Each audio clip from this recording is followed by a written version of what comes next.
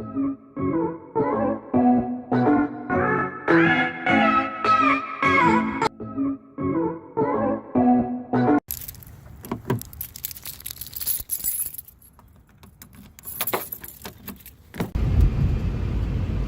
you believe this, guys? This is April.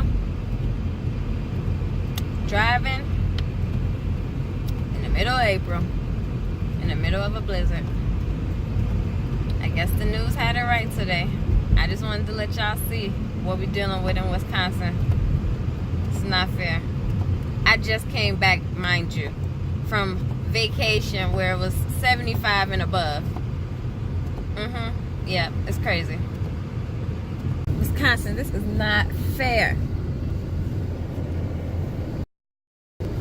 This is not fair. Oh my God, this is not fair. How is this April? Why is it snowing like this?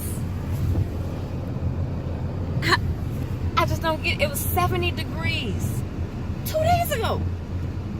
2 days ago, 70 degrees. And now look what we got. Not fair, Wisconsin.